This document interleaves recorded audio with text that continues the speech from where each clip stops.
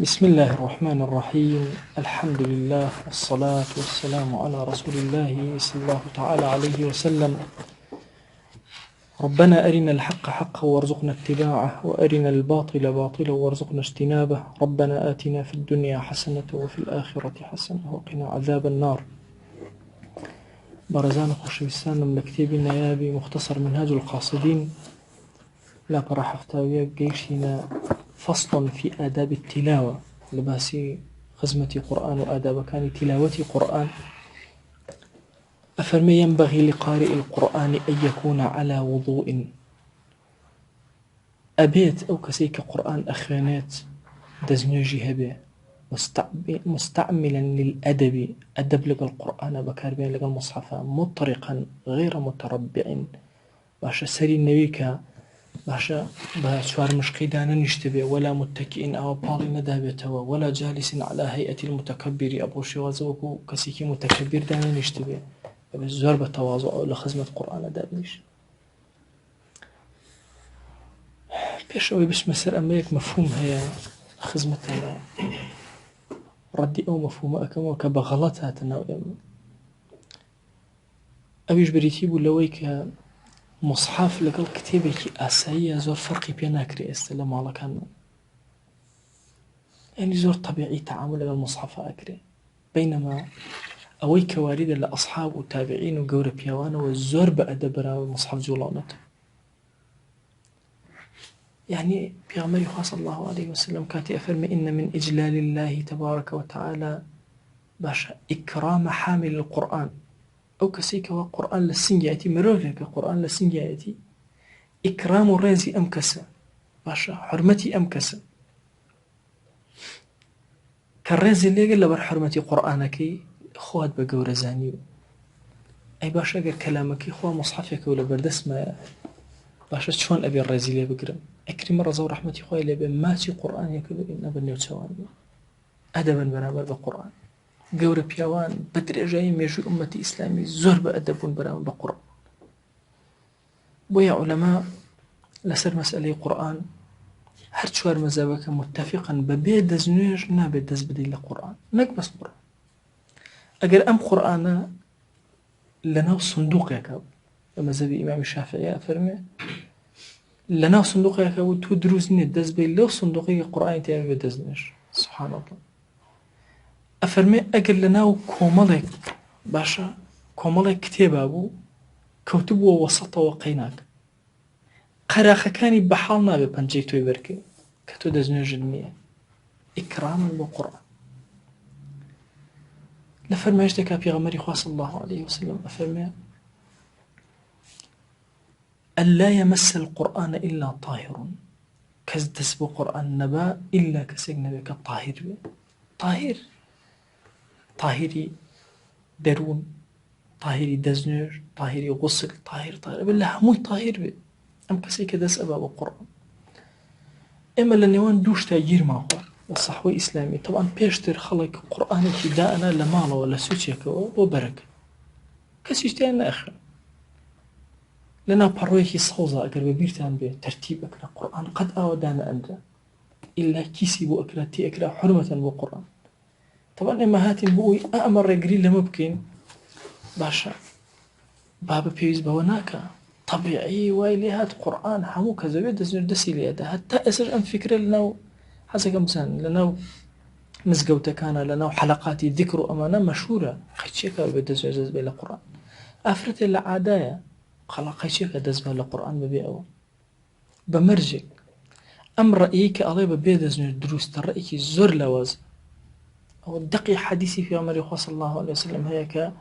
باشا ألا يمس القرآن إلا طاهر. إلا روايتك أفرمي لا يمس القرآن محدث بيدزنج دسيبند بويا. أما مسأليك استلي رهيا ولا نوع إماش هيا زور خطر تعامل لك أبي زور بعقلنا إما بيجر نوصل أصلك يخوي استزور بطبيعي خلق أبني جنجي دزنجي دز القرآن أفرتيك دزنجي نية ليش يقران العادة أشي لما زقوتها درس صليته باشا وزور طبيعي القرآن جالته بۆیە ئەمە لەم مەسئلە چۆن لە وەسەتێک لە بینی ئەمانە وەرگرت ئەبێ گەنجی موسڵمان زۆر بە حورمەت بەرامبەر بە قورئان بجوڵێت. بەبیرتان جاران پیاوە پیرەکانمان ئەها قورئان ئەهات لە مەجلیسە هەر هەمووی هەڵەسانەوە. ئێوە تەسەوورەکە من جاری وا بۆ خەتیبم بینی و مناڵ بووم، مۆسا ئەحمەدی کاکە مەحموود ئەهاتە ناو مزگەوتەوە ئەو زەمانەن ڕیزی یەکەمی مزگەوت ئەشلەقا ڕەک پارچە ئەوە خەڵک هەڵەسەرەوە کە خەتیبەکە ئەهاتە ژوورەوە. لەو ئەخیرانەشەوە مەلا ئەحمەدی خانەقا لە سلێمانی مناڵ بووم کە ئەهاتە ناو مزگەوتەوە ئەوە تا دە سەفێکی مزگەوت هەڵەسانەوە خەڵک شڵقانێک دروستە ئیتر ئەو زانی کە ئیمامەکە هاتوو. ئیبن تەیمیە ڕەضا ڕەحمەتی خوای لێبێ ئەفەرمێ هەر قەوم و گەلێک لە فەتاوای کوبرایە ئەفەرمێ قەوم و گەلێک ئادابیان وابوو لە بینی یەکترە لەبەر یەکتر هەستن سنت وایە لەبەر قورئانیش هەستن. ئەبێتە نەقسەکەی هەیە هەر گەلێک ئادابیان وابوو لەبەر یەکتر هەڵسن لەبەر خاتی ڕێز قورئان ئەولاترە بە ڕێز کە موسحەفیان بینێ بێ هەستن. ئەمە قسەی ئیبن تەیمیە. ئەمە زۆر کات مەسەڵەن بە شەدیدی ئەمە بە خەڵک خەریکی چیە لەخۆ بابە لە قورئان لەبەر قورئان هەڵمەسە و ڕێزی لێ بگرە بیکە بە حوکم باشە. ئەخە چۆن ڕێزی لێ بگرن؟ مۆسا عوسمان ڕەحمەتی مەشهورە بە حەیاتی بە یەک دەست ئەوە موسحەفی وەرنەگرت، بە دوو دەست ئەوە موسحەفی هەڵەگرت دایانە بەرزی ئەکردەوە قەت بە یەک دەست ئەوەی نەئەکرد حورمەتەن لەبەر خاتی موسحەفەکە. ئێمە زۆر گرنگە ئەو خاڵەمان بەباشی لەگەڵ خۆمانە پەروەردەی مناڵمانە ئەو وەچەی کە هێنە پێشەوە ئاداب بەرامبەر بە قورئانەوە. یان ئێوە تۆ سیرکەن جاری وایە کەسێک لەبینی قاچی ڕاکێشەوە باشە قورئان نەخوێ، جاری لە مۆبایلەکەیە ڕاکشەوە قورئان نەخوێ. ئەمە ئاداب نین لەگەڵ قورئان. زۆر گرنگە ئێمە زۆر بە ئەدەب لەگەڵ قورئانە بجوڵێنەوە. وەڵڵاهی ئەو قەومەی ئادابیان بەرامبەر بە قورئان نەبێ لە قورئان حاڵی نابێ و قورئان و بەرەکەتی قورئان دەستگیر نابێ قەتعاً. بۆیە ئەبێ ئێمە بەڕاستی ئەو مەفهومانە ڕێککەینەوە تند لەسەر ئەو مەسائلانەی کە باسی قورئان و حورمەتی قورئانە بوەستی. زۆر تەبیعیە قورئان هاتە ژوورەوە ڕێک لەبەر خاتی قورئانەکە هەڵەسنەوە مصحەفەکە حتى جاران لە کوردەواری ئەگەر هەڵنەسەنایە دەستیان نەخستە سەرسەریان ئەوە حورمەتی قورئان. یا ئیتر ئەوە باسی ئەوە مەکە بەبێت دەستنوێژ. یعنی ئێستا تۆ سیرکەن خەڵک چۆن قورئانە خوا زۆر تەبیعی مەسەلەن سوێنە خوا بەخوا بۆ لە مەحاکیمە خەڵک سوێن بە قورئان ئەدرێ. خۆ ئەزان ئەگەر ئەو هەیبەتی قورئان نەما خەڵک هەموو دەقەیە دەست بکتێ بە قورئانە سوێنە خۆ. جارێک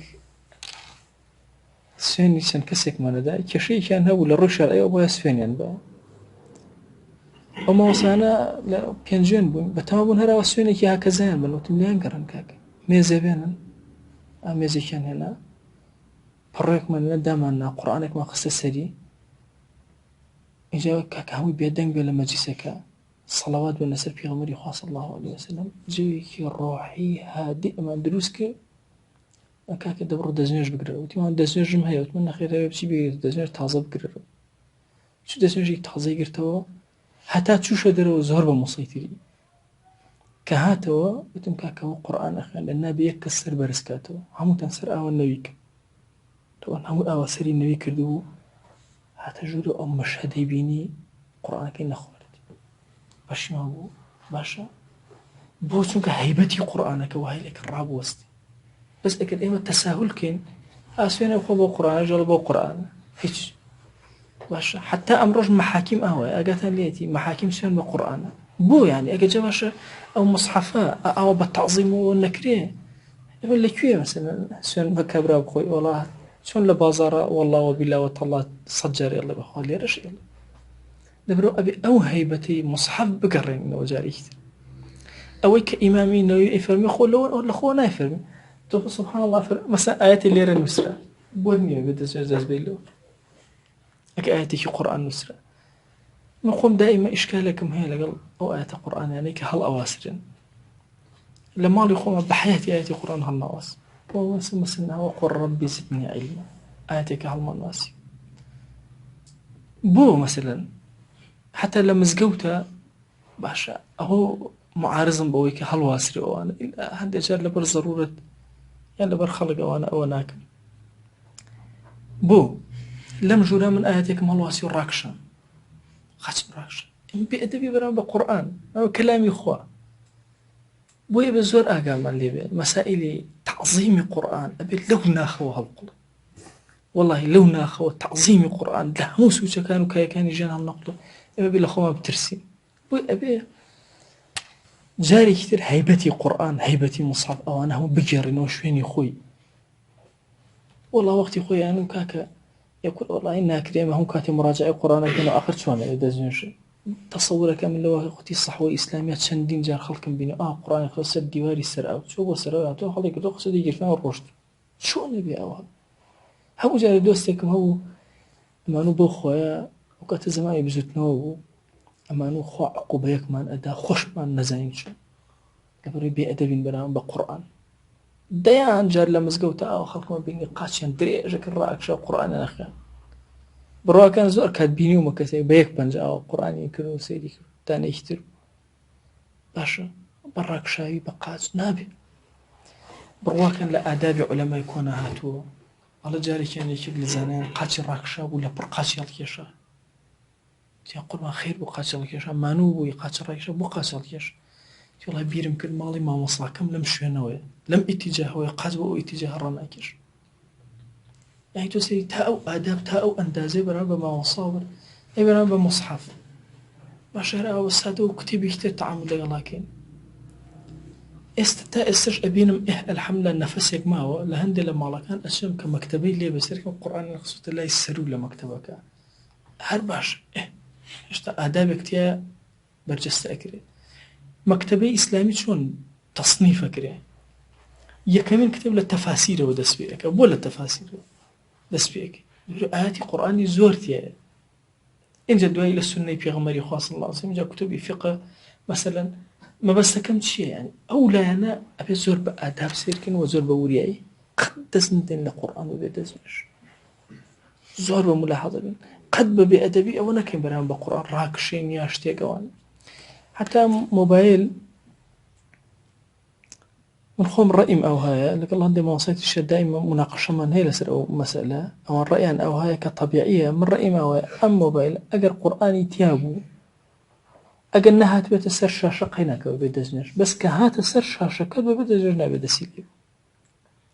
باشە ئەستا هەندێک جار نییە لەسەر شاشەکەوەی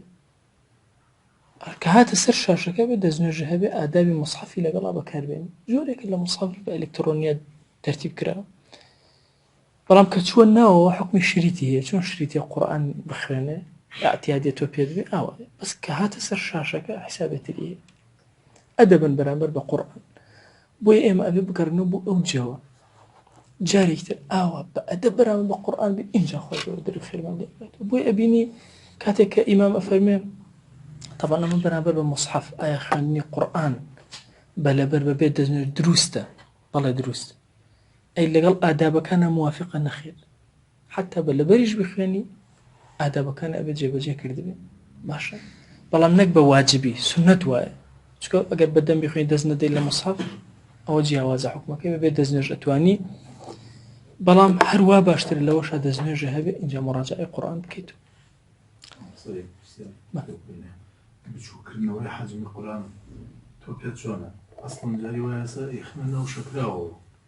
جارێکی هەم شەکرارێک بێنەوە بۆ ماڵ قورئانی تیا بوو هەناوە فڕۆمایانەوە سێرەکە کات و سێرەکەم قورئانی تیا یعنی کردویانە بە ئەوانە ئەوە فکری بەرەکەتەکەیە بەبێ خوێندنەوە بەرەکەتەکەی بەبێ ئاداب مەسەلەی تەجسیمی قورئان تەجسیمی کەعبە وەرەمە معاصر زۆر ڕەیان لەسەرە زۆرێک پێیان وایە حتا تەجسیمی کەعبەش دروست نی ها ملوانکاری ڕەسمی کەعبەی پێوە یان مەدینە ئەوانە پێیان دروست نی ئەڵەن جۆرێک لە مستەقبەلە ئیهانە بەوانە ئەکرێ بۆیە بەرامبەری ئەوەستنەوەڵە نابێ ئەوانە ببێ ڕاستە لەوسی کابراوڵە بۆ خۆشەویستی بە سوارشتە مناڵە فڕێدا لێ دەکەس قاچی پیانە و ڕەسمی کەعبەش چه جای مصحف بۆیە بە هیچ شێوازێک مصحف بۆچی من ئەم بچووکە من چه ئیسفادەیەکی لێ ئەەکەم ئەتوانم بیخوێنمەوە نەخێر باش من بۆچیمە مصحف بۆ ئەومە بیخوێنمەوە وأن أتلو القرآن لخزبت يابم أبو بچووک کردنەوە جائز نییە بە تایبەتی ئەوەی کە وەختی خۆشی بۆ یانوچینە قاب قورئان وزا قاب قرآن وابي غلط منك قاب قرآن مثلا لا سواء جسمك قاب قرآن خو قرآن كتيا نبو يعني هناك مجسم قرآن مجسم قرآن كشهد نجائزات شيء لو مجسم بريك آياتك لنسراب تنزيل من رب العالمين أهو وزام آياتك لنسراب مهم تجسيم قرآن يان بابلين قرآن بشكرنا وبوشواز تنها بو بركة بكار بين خيبا بركة أو استعمالك بها الله ناتوان بلام حرامة شكل ليك نقطة أكري خلقي مثلا فنان باشا قرآن أو بكا وزم سكتين القرآن لأحمد أو دوزرا وانا بو هذا من كل سنة لم بدرجكي 2 سنتيم بو 3 سنتيم ونيوك بخاتي جنسرا بخاتي اعتيادي 2 سنتيم بسنتيم ونيوك نازم او چی لحاظ چکو زمانه نازم بخوا لمالك دوزرا قرآن كي زور بچوك بدسي جنسرا هندق لفناني قورش لم أخيره بخطي قديم عثماني شتين أنوسي مقالة يكون خيان دولة سري لسر دنبوس بشتي دنبوس كان أتى دنبوس نسر خرقة هم سورة ياسين نوسيو اتر حشتي زور عنتيكا وعجائب چندين جار أبوها قورت كرده إنجا أوتواني أوبكي بلان با اتنازم با باري چي نوسيو ما لمو باريك تره أو ما بينوسيو هم سورة ياسين لبشتي هناك طبعا أكري لبواري فنيات هنجاجات مجال بكريته أبو أوانا بلام أبين ملاحظي آداب القرآن حتى لقل أوشا بكري حتى لقل أوير هم آداب كان القرآن بإنسان بورياي تعاملي لقل أبك باش أما كوابوت من دزنيجك أساسك كأوحر شتي زور خطرك دز بلا قرآن كتساهلي تأكره وأبي أجمل لبه زور بورياي تعامل القرآن بكري وبي دز لقرآن ندري وآداب كان القرآن جاب بكري حتى أجر بلا بريش خنديو أبي ملاحظة وبكنك آداب كان القرآن تيا جابك وكو سنتنا وكو فرصك بلا بر مجال زيادة أفضل أحوال كإنسان قرآن تيا بخيانة كي أن يقرأه في الصلاة قائما أو يكبه واستابه قرآنك بخيان لناو نيجا وأن يكون في المسجد لناو مزقوتي شابه يعني باشتين كاتا كان يخياني قرآن ببيه وإنسان كلا نيجا قرآن خياني قرآنك بخياني قال لناو مزقوتي شابه باشتر مقدار قراءة شنة بخياني فقد اختلفت فيها عادات السلف عادة السلف مختلف وهو زوري خندو وهو كمي خندو فمنهم من كان يختم كل يوم وليلة ختمة حيان بو هموش وروج ختمي قرآني كرد هموش وروج جاري قرآني خندو طبعا جاري لكنالك أقام ليبو كنالك كردي خوما برسان لما وصايا كرد وتيم بهيش شوازة لقال أوانيم وهيج إنسانات واني أوبكا قصة سؤال خلاط بوتو اعتهي جزئي قرآن بسنة يخوين نيو ساعات بابلا نيو أنا ببيز دقة بحفة دقة إنسان جزئي قرآن أخواني بابلا نيو ساعات بإسراء حد بيخوين نيو ساعات بيجي نيو ساعتك سي جزء كذا 15 ساعات تو 15 ساعات ختمي قرآن تكردوه هشتا 9 ساعات بدا سوما شو روجك 24 ساعتك نية هشتا 9 ما وختمي قرآن يشد كرد بويا زور بأساني ختمي قرآن لشو روجك أكري باشا بتاتيك إنسان معاودي لك صير كرد أقل لبريبي أقل معاودي زور تر سريع تر إيدا بدا سيو أقلنا زور طبيعي ممكن كسيوا هذا بدا ساعات بتواني ختم قرآن ويهندي العلماء كبار وتراوا لرمضان لكاتكاني ترى ختم قرآن ولا شوروجك بس لكاتكاني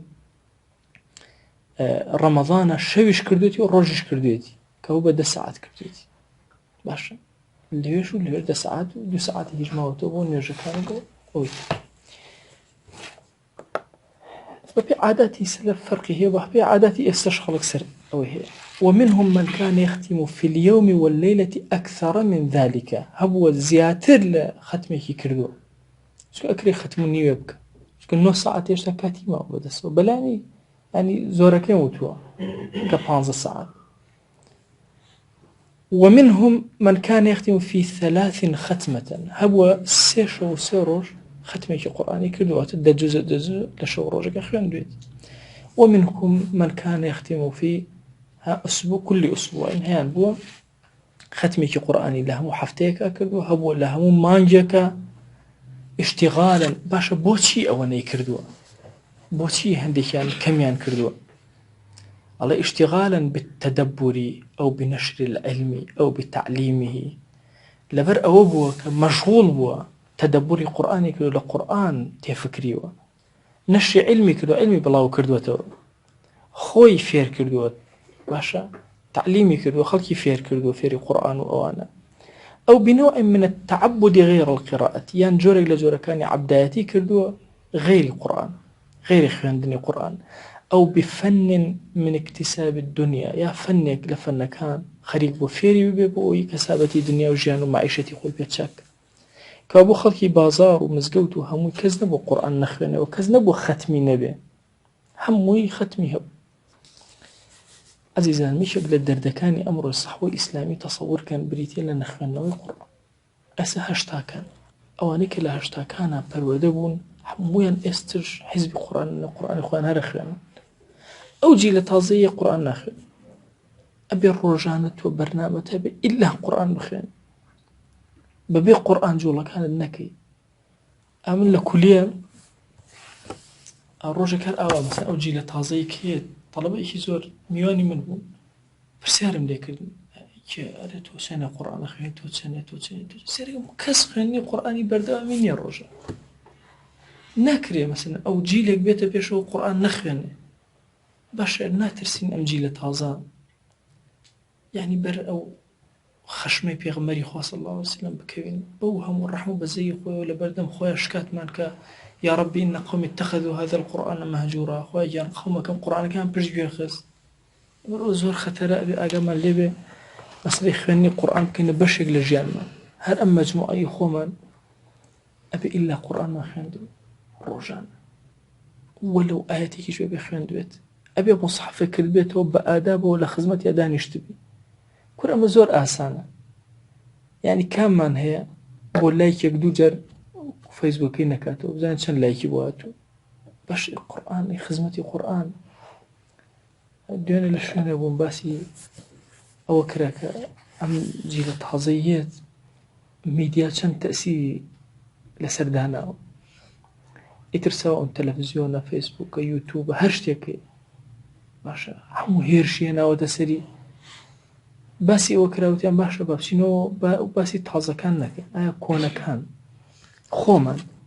اگر ايما بزور شوروش خريجي امي ديابين آيا كاريجري مالا سداني يا دانا برا والله دايني تا آيا بيو جيل تازه كيه چنه كاريجري لسدابني او جيل دوها اوية چنه كاريجري زيادي لسدابني بوي ابي الله بشق لقرآن من هبي وخزمتي قرآن من هبي وخيني قرآن من هبي وأولى الأمور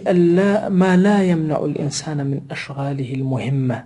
ولا يؤذيه في بدنه ولا يفوته معه الترتيل والفهم باشترين شوازة كان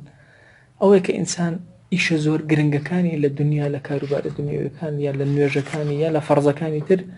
قرآن خلنا ويلنك أواني لدسب كان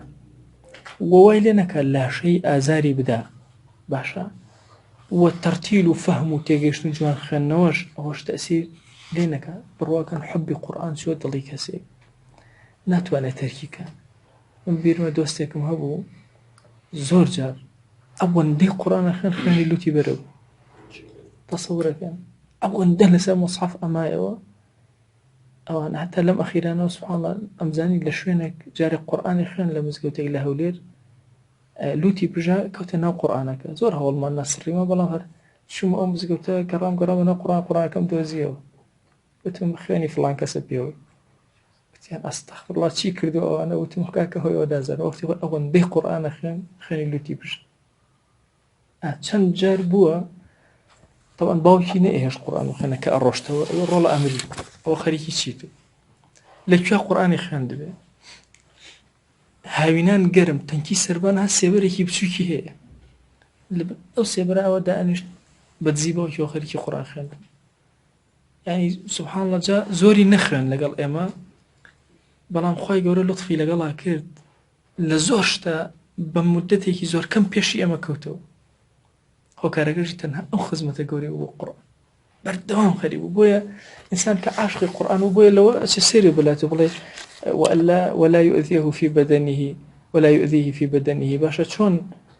باشە کابرا ئەوەنە قورآن خوێنە تا عەزیەتی بێ لاشی بڕواکەن کە عاشقی قورآن بوو ناتوانە نەیخوێن باشە یایم پێتاڵم خوێن لە لوتی بەرەوە اینجا دەسی لێ هەڵەگرن نەیتوانین دەست هەڵگرن باشە تەسەوڕکە چەندین جا بوراوەتەوە ئەوە خەریکە بوو ئەی خوێن خۆ ئەوە نەبوو بڵێ ئەم ختمە تەواوکە قوربان 2 ڕۆژ ئیسراحەت کەم شتی وان نەبوو هە ختمەکە تەواوکە دەستی پێ ئەکردەوە جاری وە هەبوو کاکە 7 جزئی تری دوای ختمەکە ئەخوێندەوە ئیتر چۆنها جاری وە هەبوو هەڵ ئەستا ئەچوو تۆزە نانی خۆ ئەگەڕایەوە ئیلا بەسەر قورئانە حبی قورئان زۆر عەجایبە خوا خسێ دڵی کەسێک زۆر سێر تەعامل لەگەڵا ئەکا بۆیە ئەبێ ئینسان ئەو ئومورانە کە لە دنیا هەیەتی ئەبێ بە ملاحەزەوە تەعاملکە ئەمە خەتە وەسەتەکەیە خزمەتی قورآن کە قورآن بخوێنێ ئاگاشی لە دنیاکە بێ ئیبن عەباس ڕەزا و ڕەحمەتی خوای لێ ئەفەرمێ لەسەر مەسەلەی تەرتیل و فەهم ئەفەرمێ لأن أقرأ البقرة وآل عمران وأرتلهما وأتدبرهما أحب إلي من أن أقرأ القرآن كله هذرمة أفرمي أقر بيت سورة بقرة آل عمران أم دوانا بچاكي بخوان وتدبري تياكم بي تياكم وفكري تياكم أم آية باسي شيئك أو بلا وخوشي سر أقر همو قرآن بخوان ببلبل ومن وجد خلسة في وقت فليغتنم كثرة القراءة ليفوز بكثرة الثواب أقر كسيك هستي كركوا باشا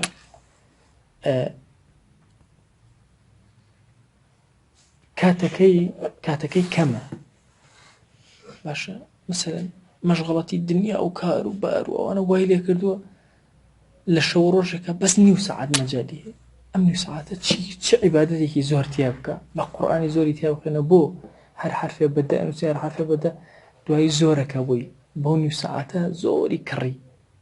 زور سودي ورقد باشا کەوابوو هەر کەسێک کاتەکەشی زۆر کەم بوویەوە ئەوانە با پەلامار بدا لە قورئان بخوێنێ بۆی جێگەی کاتەکانی تری پڕکاتەوە ئەوەندە قورئانی خوێندبێ عثمان ڕەزا و ڕەحمەتی خوای لێ بێ يقرأ القرآن في ركعة يوتر بها باشە هەموو قورئانی ختم کرد ئیمامی عثمان ڕەزا و ڕەحمەتی خوای لێ بێ لە یەک ڕکعتی ویترە وكان الشافعي رحمه الله يختم في رمضان 60 ختم 6 ختمي أكل إمام الشافعي أو يك عزم كده بشري ختمي وبرر ختمي وأما الدوام فليكن على قدر الإمكان كما أشرنا إليه شني كرا شني تواني أو كسا بأندازي بيوس لخدمة القرآن ببه واستحب بعضهم إذا ختم بالنهار أن يختم في ركعتي الفجر أو بعدهم باش أقل ختم القرآن بدأ سوية باش ئەمە ختمەکە بکەوێتە ڕۆژەوە ئەخیری ختمەکەم کەی بێ باید لە دوورکاتی فەجر بەیانیە یا دوای نوێژی بەیانی باشە لە دوای نوێژی بەیانی ختمی قورئانەکەی تەواوکە بە قورئان الفەجری باشە نە قورئان الفەجری کانە مەشهودە قورئانی بەرەبەیان باشە شاهیدی لەسەر ئەدرێ لەلایەن مەلائیکەوە کە ئەو کەسە قورئانی خوێن لە بەرەبەیان باشە هەندێک ئەفەرمون یعنی قورئانەکە شاهیدە ئەو مەشهودە بە معنای شاهیدە هەندێک ئەفەرمون نە قورئانەکە مەشهودە کە ئەنەوە چەندین مەلائیکە و کەون هەموو قورئانی فەجر خوێنرا بۆیە لەو کاتە تاویکە وإذا ختم بالليل أجل لشوا طاير أن يختم في ركعتي المغرب أو بعدهما باشا لدركاتي مغربة طايكة يا لدواء أو بول يستقبل بالختمة أول النهار أول الليل وأول النهار سرتاي شو سرتاي روج استقبالي أنك بختم قرآن بو أما بكا واستقبالي أنك بختم قرآن طبعا بربيان إواران أعمال إنسان برزبته چەند جوانە کە ختمێکی قورئانی لەگەڵا بەرز بێتەوە بۆ لای باری وای ئەو کاتە تاوای بکە ابن مسعود رضي الله عنه قال بأفرمي من ختم القرآن فله دعوة مستجابة هركس ختمي قرآن كالدعاء جيراي حتما بوه سنة دعاء إنسان كختم قرآن كالدعاء زور بك. أنس رضي الله عنه قال إذا ختم القرآن جمع أهله ودعا ختم قرآن أكر همو منال وأنا همو كو أكردو أهلي خوي كو أكردو إنجا دستي أكرد بالدعاء كردو بحرانا ولا مانو زور قرنجا لكاتي ختم قرآن هر كسك من لمالو كختمكي طاو نكر باوك دايك خشك منال هم كو كاتو وين بعد دعاء بكين الحمد لله ختمي قرآن وكردو هندي لدوستا بون جارك أو مباس كرنا يعني ما وصل إنسان توشي الريان نابي تمنع توشي بركته توشي الريان يعني أخي قزوري كردو أما بازوري شبكا أما الصحابة كلا الصحابة كانوا في غمريان صلى الله عليه وسلم همو أهلك يخوي كو أكاتو باشا أجي فرمي منالي بتشوك تاتي آمين بوبكا لو كات أزوار كرنج منال تعليمي منال بكري لسر دعاء زور قوري منال بتشوكان بيموتون أجر حيوان وأجلي خلقتان بيني سنة دعاء بركات يعني مبكا بركات خو بركات بسيرنا برهر سنة دعاء مثلا مرو مالاتي خلق بيني أشيد دشتو در زرعاتي كسك بيني مسلمان أبي دمي دائما بالدعاء به خو يعني قرب بركتي كي بركات بسيرة باريني طبعا بهورامي يلا داني بتشوكان أسعد الله خويا بركات بيلا ملي سكوا بهورامي لبري يقولون بسريا الله بمليا ببارين الله مثلا خويا بركات مزوم مل شارع أو مل بملتي جيش الله خويا بركات بيلا ملي جاء دعاء من الزور قوري إنسان لكاتي ختم القرآن من الله كان كوكاته باشا فيري بركته دعاء بركته ها سبحان الله يكيك لو كاتانك إنسان ضلي زهر أسودي قلت له ختم قرآن علماء أفرمون هل قرفتي كشي كتاب ختم قرآن كيش قرفتك النامن والله فرحي أكيد ضلي إنسان أولا ضلي أهرام أبيته أفرتك توشي كشي بوبو حوسري بهتاني كي ودروس كردو زور هولي عنده اتر كرة سوين قرآن فاينم وتي ما أصلا متشيب كم يعني أصلا من مشكلة أمني كاك طلاق أدري مشكلة ما حيام شو وكسم بيوان ديقو خواه بس قرآن زي دوار روجة تلفوني كرزو أقريا وتي والله ما وصل لو كاتو توتا بردوام من برمان لما روح وتي خو من رومني بس مدرو تحص بس قرآن وخيم كاتي نيوجا كان أصلا نيوجم كذا بخوا إيش منك ولا مالي باو بس قرآن أيوة هم روجي هستم أكد ظلم زور آرام تربي أيوة الأخيرة براك موتي باشيان بو لم قصي درنشين دعوة لسلام كابراي قيدكين إيش مجاب الدعوة قيدكين بو شيوانو خو من كتايبة هموش تكاتو تينا والله بو تبرئيتو بأيما بكيم زين شونه أي مش القرآن يخو مخيان أي دعوة قيد كردبو ودو محاميان قرتبو أي روجي حاكم ماي كردن توماس أو ادعاء ويكركا بيواندي خرابي كدو لغا الخلقة حاكم هرشي بيواندي كان هنا يتيو أي حاكم لبرانبر أو خلقة وانا قرارات كان خنرايا وكمن تبرئ أكرام هيتش شتيك نية لسر منو وأمبياو بوتاني بوكردو إنجا أمبياو أخوبة أدري لروي أو أديتو أتي دعوة عقوبة كي لسر قيد كي كأن بوتانا نبوتو نا والله نامي أي شون والله من نامي أي أتيتو بولاي نا والله تازا ناش سمو بولاي أي أم دعوة بوتي كراوا والله تنهاوي استوم الليرة تبرئي من هبت بلام جنابي حاكم بيش أم تبرئيتو خوا لبطل ما دروسي كردبو كمل لبردم خويا تبرئي مهبت قرنا وبلامو بلام حزم أكل لنا وخزماني شاهد وتبرئي مهبت أيوة سبحان الله صهر جارك القرآن مطاو أكل كأنما هو الدنيا هي من أيوة هيشتك مبيرنا أما أي زور أهرام أبو مو أيوة ختمة كم كدس بي أكدو أيوة لو بيننا أيوة جاري وهبو 6 ساعات 7 ساعات 5 ساعات قرآن من أخر أيوة مسيا جويكم أقوري أوانا أيوة خفت دا أقرت مو الضلم لي أدايا وعين أيوة أشمو خزمة قرآن هيش أهرام أبو مو ئەی ئەو زوڵمە گەورەی لێ کردبوو سبحان الله هەست بە زوڵم نەئەکرد هەست بە ئارامی ئەکرد ئینسان لە ختمی قورئانە زۆر سوود وەرەگرت ئێمە هەمومان ئاتاجی خوا گیانین ئەوەش کەلامی خوا گیانە پیاوچاکێک گەڵێ هەموو جارێ بە تەڵەبەکانی خۆی ئەوت